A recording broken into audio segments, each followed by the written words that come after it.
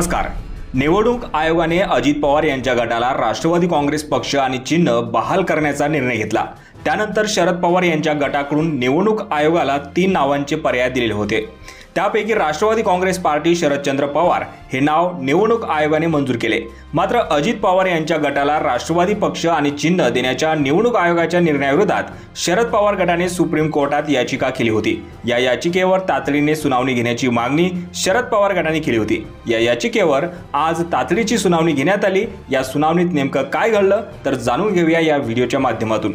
सर्वप्रथम शरद पवार गटाचे वकील अभिषेक मनु सिंघवी यांनी शरद पवार गटाला मिळालेले राष्ट्रवादी काँग्रेस पार्टी शरदचंद्र पवार हेच नाव कायम ठेवण्याची विनंती केली आहे। आगामी निवडणुकांच्या दृष्टीने तयारी करायची असल्याने हेच नाव द्यावे असं मनु सिंघवी यांनी म्हटलंय। या मागणीनुसार शरद पवार गटाने चिन्ह मागितल्यावर एका आठवड्याच्या आतच चिन्ह द्यावे असे निर्देश सुप्रीम कोर्टाने निवडणूक आयोगाला दिले आहेत। त्याचबरोबर निवडणूक आयोगाने राष्ट्रवादी पक्ष आणि चिन्हाबाबत दिलेल्या निकालावर प्रश्नचिन्ह उपस्थित करत अजित पवार गटाला 2 आठवड्यात उत्तर देण्याचे आदेश दिले आहेत। या प्रकरणाची पुढील सुनावणी आता 3 आठवड्यांनी होणार आहे।